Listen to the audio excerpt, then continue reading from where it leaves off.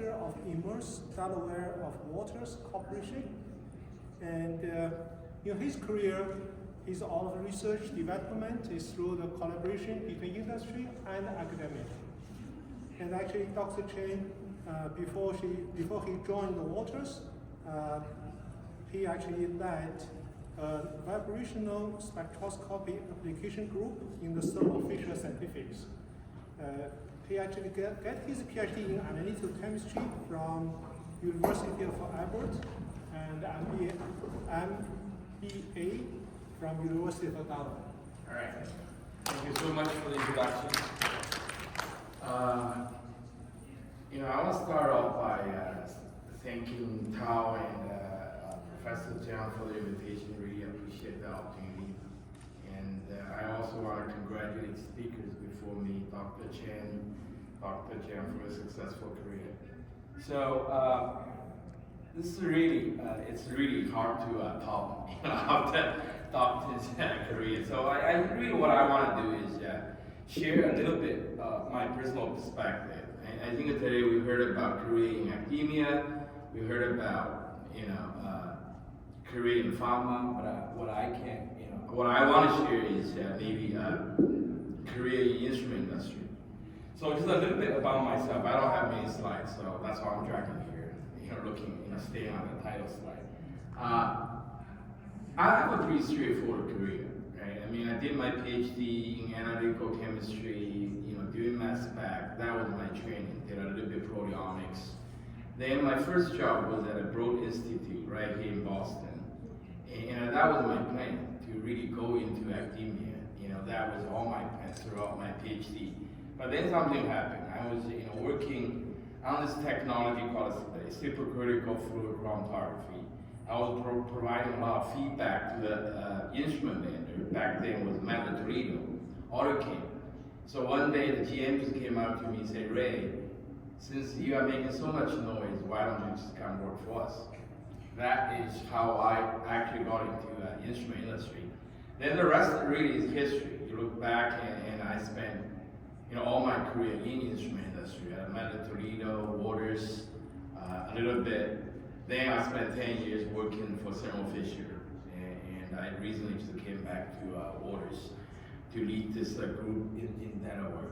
So, just a little bit perspective on, a little bit information on, as an analytical chemist, that's my training, that's my background, right? I mean, these are the roles I'm really familiar with the industry, instrument industry, in both Thermo Fisher and Waters, right? I spent a lot of time, at the beginning of my career, being an application scientist myself. What that means in most of the instrument company, being an application scientist, you spend time, testing the instrument, or testing a column, or testing a consumable, testing a protocol, so on and so forth. And you spend a lot of time developing application or case studies, for marketing collateral. You probably, you guys have seen the application notes from Waters, from Thermo Fisher. So the application scientists spend a lot of time doing that, right? Sometimes they have to come up with their own ideas, sometimes through the collaboration with academia, our customer, and that's what application scientists do. But also, you develop marketing collateral for different market segments, and you obviously participate in conferences, trade shows, and road shows, seminars, so on and so forth. So one thing I do want to point out, I spent a big chunk of my industrial career being either an application chemist myself, or being a manager or people leader for that function. It does require, constant learning. If I have to point out one thing, right? And one day you could be talking about, microplastic by Raman spectroscopy. The next day, the next, 3 months, you might switch to lithium-ion battery, by Raman spectroscopy. So to give you some example, right? You could be talking about PFAS. The next thing you're going to be talking about, aggregation with AAV, using scientific chromatography. So as an application scientist in instrument industry, it does require constant learning. which is something we see a successful application chemist in this industry. You have to be really curious. This is not, I know Dr. Chen in his talk talking about a structured environment for industry. That's probably generally true. However, you cannot stop being curious. That's the nature of the business. Because we don't have that luxury of having specialists in every segment. I don't necessarily have a pharma specialist or biopharma specialist. I don't have, energy segment or semiconductor. We typically don't. So that requires, application scientists being extremely inquisitive, curious, and a constant learning something. So that's application scientist. R&D chemist, find a lot of, for example, I'm part of the global research team. Immerse Delaware is part of the global research team. And one of the things that's important in that environment is you tend to work in a multifunctional team of different functions. Engineers, software developers, application scientists, and manufacturing technicians, so on and so forth. So teamwork is extremely important. There is no lone wolf. It just doesn't work. Right? There's the project, especially in the R&D function, the project typically are too big for one person. So we divide them into a different learning loops, proof of concept, but there's no way you can accomplish R&D project by yourself. So you gotta have that soft skill. You can't hate people. If you hate people, you're not gonna survive. Voice of customer. This is something, a lot of time people overlook that function. So actually, as R&D chemists, we spend a lot of time interacting with customers.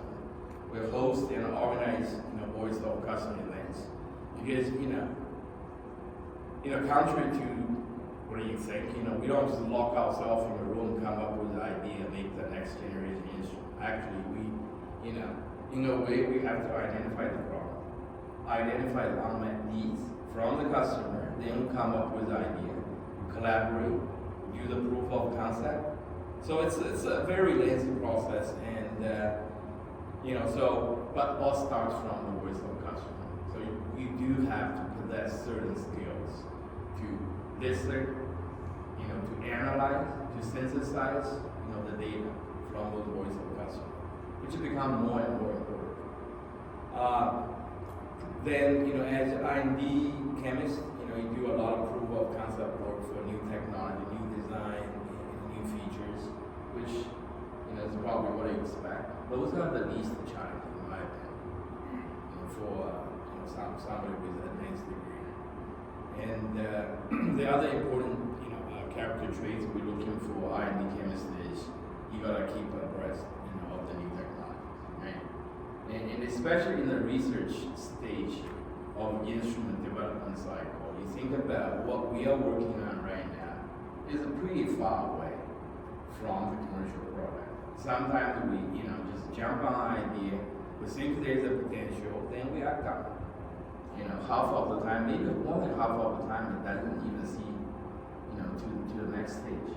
But you gotta understand what's going on, right? If I'm looking, for example, my lab, my group is specifically focusing on a separation science related to bioprocess or process analytics. Right? That means from typical CQAs to glycosylation. So you gotta understand everything in between. And you gotta understand what are the competing technology, what are the prevailing technology, what are the issues, why that is an issue, and do you have a solution? We do a lot of collaboration with academia. I was talking to Dr. Chen earlier, and sometimes it's just the idea. We sponsor a lot of research programs, but a lot of them that doesn't even make it to the next stage. But that's the nature of the beast. That's the way it is. So, but as a scientist, you gotta be keenly aware what's going on in the world, and therefore you are competitive. So, of course, depending on the company, depending on the size of the company, some company might have more defined roles, marketing chemist, but it's really, to me, it's application chemist. We do, mainly focusing on application of the instrument.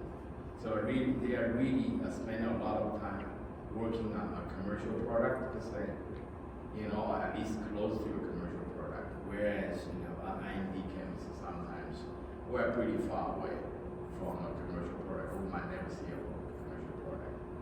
So, as to, some early comments about, pressure is everywhere. And for IND chemists, for example, we are assigned to different projects. It really depends on the project. If the project don't go well, that's not going to reflect well on you. So there's always going to be that pressure, right? Not every project is going to work out, but hopefully you are on the right side of it, because you are recognized for what you do, the project you are associated with.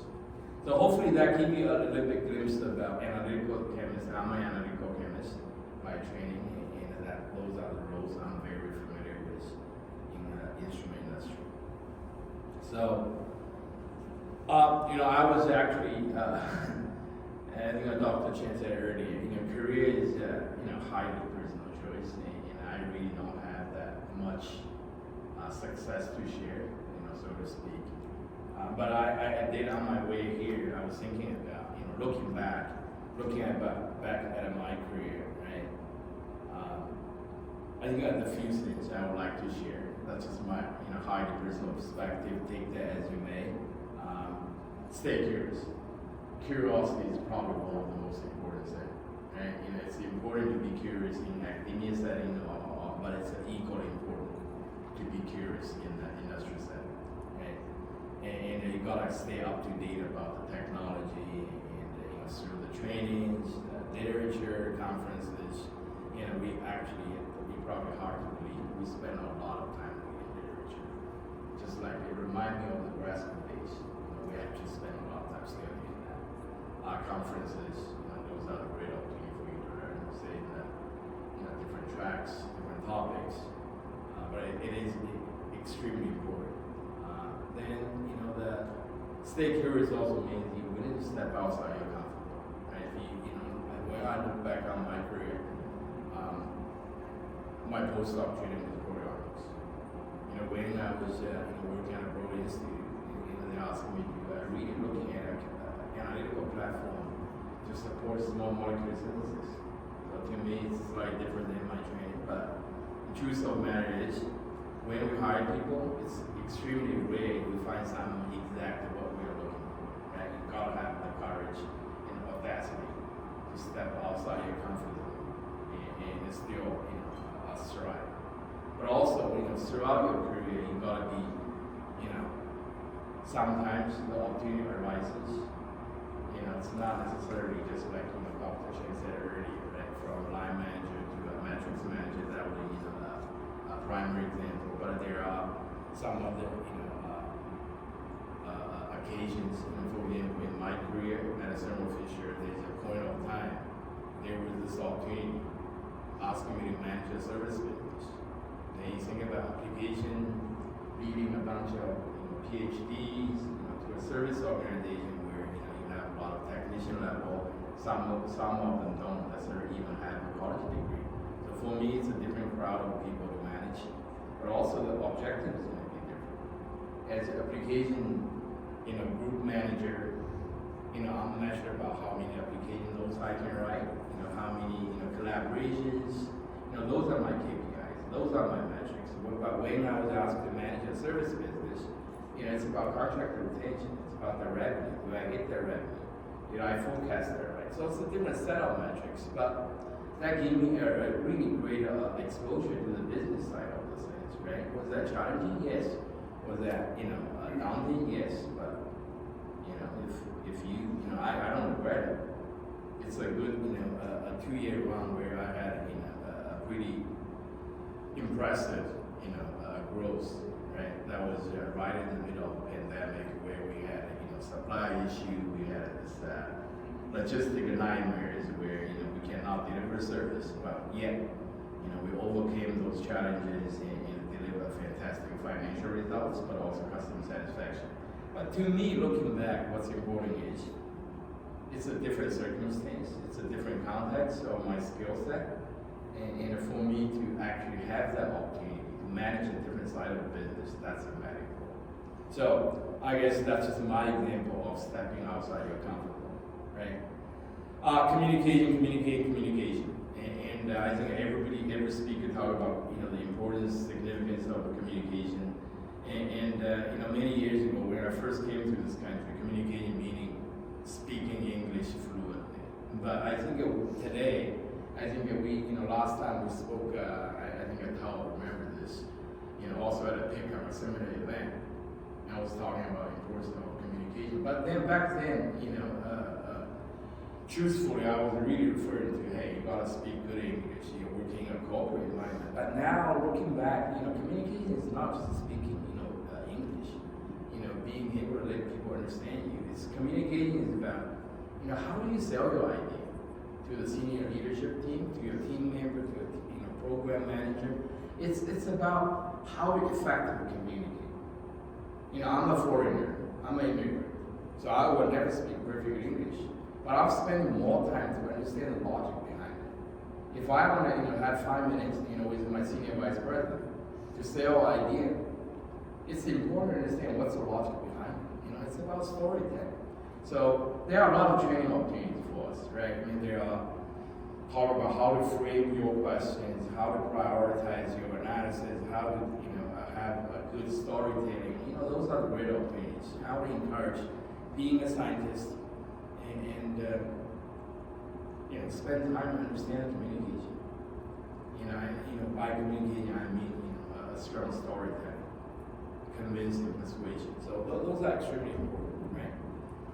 Interpersonal skills. We touched a little bit, on that already, right? You cannot hate.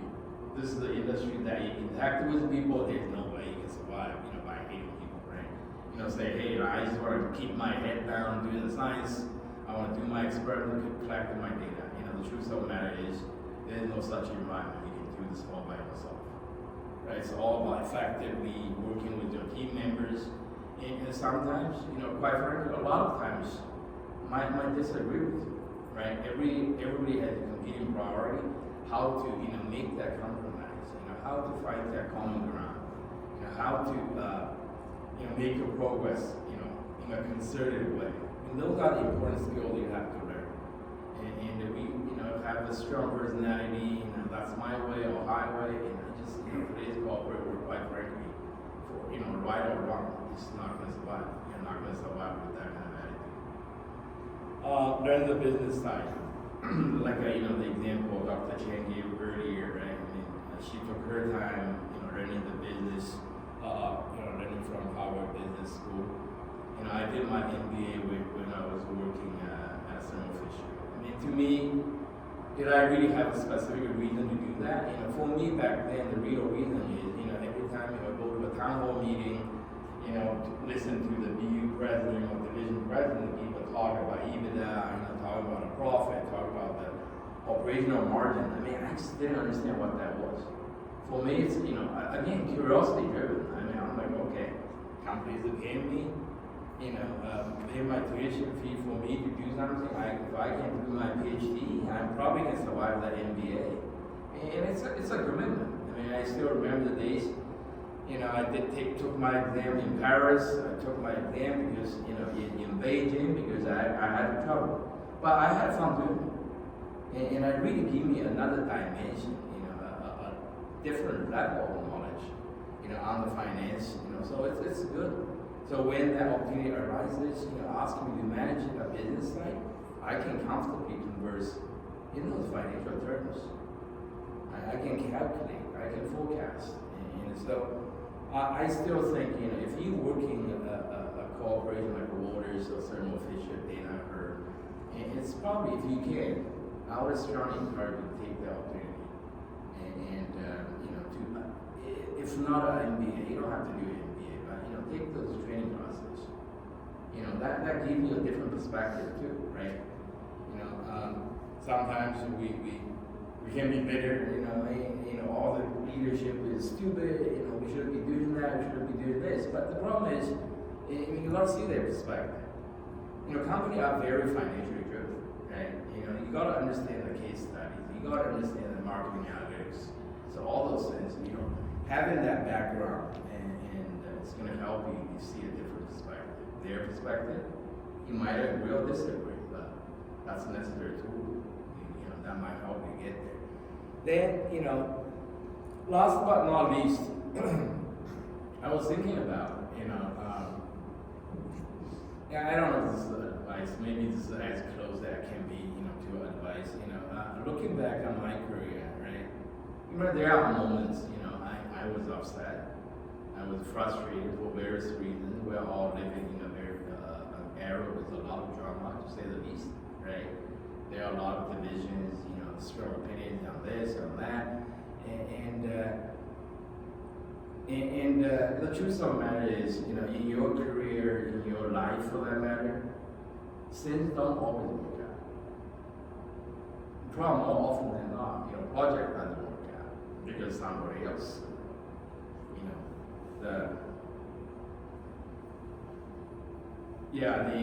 there's a column back order. I was told before I got here, because we are on a high visibility, project, then, my chemist told me, all right, just so you know, I didn't get the column. I'm like, well, thank you for telling me.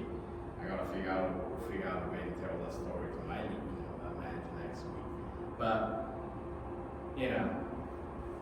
the other thing, for example, as an immigrant, sometimes, you have, maybe your manager, your boss is, culture insensitive, and I'm trying to be politically correct here, right?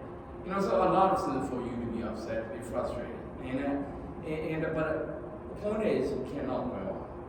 You can't be cynical. You can't, have a cynical view about the war. You are the right.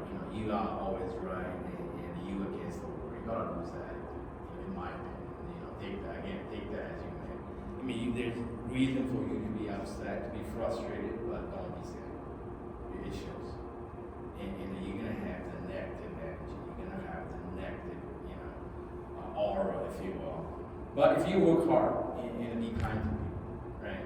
And when you can extend your hand to someone who needs a little bit of your advice, do that. It doesn't cost you much. But you might help someone. And listen well. So that's, as, close advice as I can give to anyone looking for career change or, early career professionals. And it's okay to be angry. It's okay to be upset. It's okay to be frustrated, but don't be sick. Don't have a cynical view about it. So that's as much as career discussion I'm going to have, but let me, give me a couple of minutes to do a little bit advertisement, give you a little bit background about Waters Labs. And Waters Corporation, hopefully, if you're in the field of chromatography and mass spec, you know who we are. So we are a company specializing in liquid chromatography, mass spec, and thermal analysis. By TA instrument. Waters have two immersive labs. One is in Newark, Delaware. It's a collaboration between University of Delaware and Waters. So it's an innovation lab focused on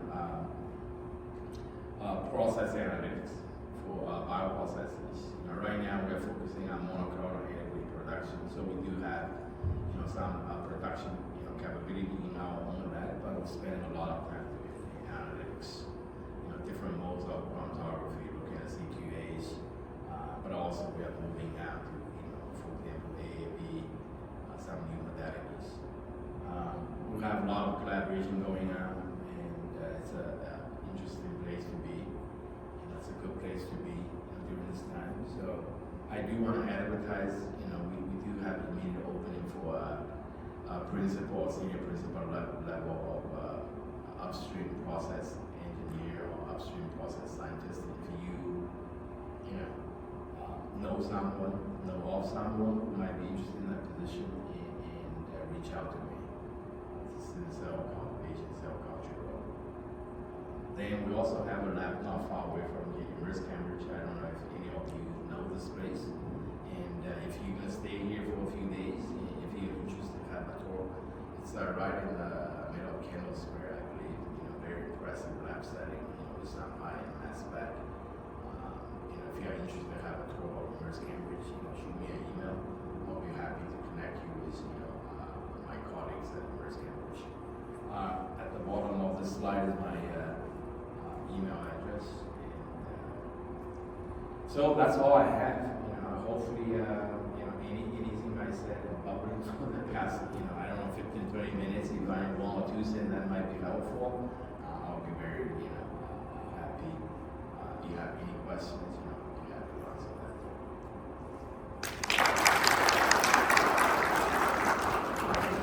Dr. Chen? Thank you for your talk. I learned a lot. As an analytical chemist who started learning about MBA or business topics, do you have any tips for certain topics that you found the most useful?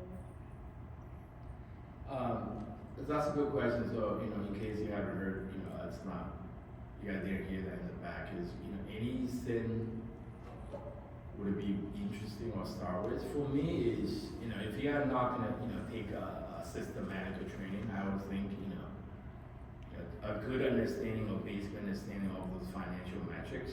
If you go to any, for example, company, a financial statement, if you look at those, key numbers, the EBITDA, operational margin, revenue, and booking, so on and so forth, so at least you can understand those statements, right? So that would be my recommendation to it as a starting point. Thank you. Just a curious question about if you're a establishing scientist and you're thinking of considering a career with instrumental company such as yours, can you give some advice on pros and cons? I will have a good about such as Pros and cons as opposed to other. just in general, right? Versus pharmaceutical, chemical company. I mean, it's just some of your thoughts on that. Okay. Pros and cons. I think a couple of things. I can share my perspective why, what's the appeal to me Right. working in an instrument. Number one, if you are a curious person, there's no short of things for you to learn if you are, that's what you are into. And you do have some flexibility. It's not completely structured. We do encourage people to take kind of initiatives and so we don't lock them in there from 9 to 5. We do have that flexibility. Most of the company I work with do have that flexibility. It's a salary competitive.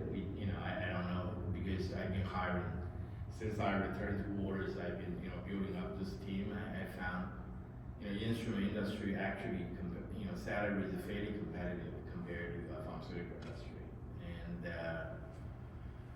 And the cons is I think the cons compared to academia, you sometimes, in my opinion, or my view, you're getting too curious.